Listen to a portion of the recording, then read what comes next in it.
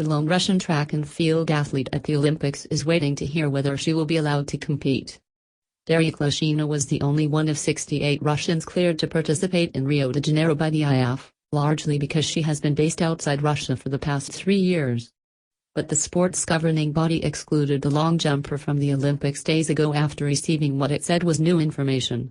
The IAAF has not disclosed that information, but Klishina appealed against the decision, and her lawyer, Paul Green, has said the case rests on signs that the former European indoor champion's drug testing samples may have been tampered with in Russia. Green argued that even if bottles containing Klishina's samples had been manipulated, it would not be proof that she had done wrong. Daria had nothing to do with the bottles. The bottles have nothing to do with Daria Klishina, he said after the hearing. They were doing this to everyone, clean athletes, non-clean athletes.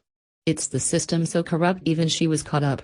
That's basically what the IAAF is saying happened.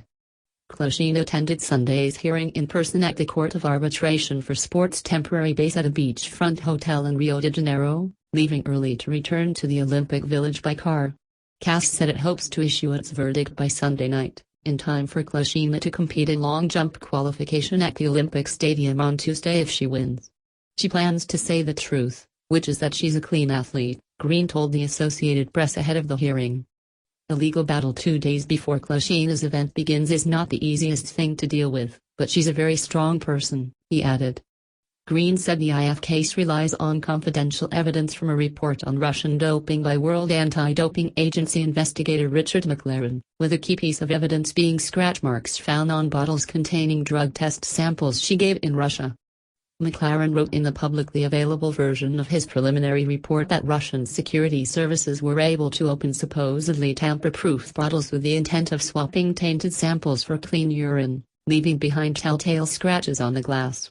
Unlike in the previous legal battles over Russian doping, the Russian sports ministry and the country's Olympic Committee have taken a backseat in Klishina's case, with her American management company AMG in a leading role.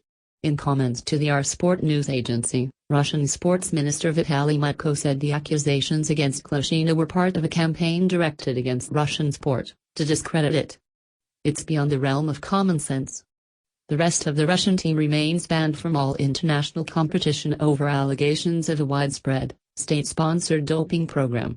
The sanction was upheld for the Olympics by CAS last month.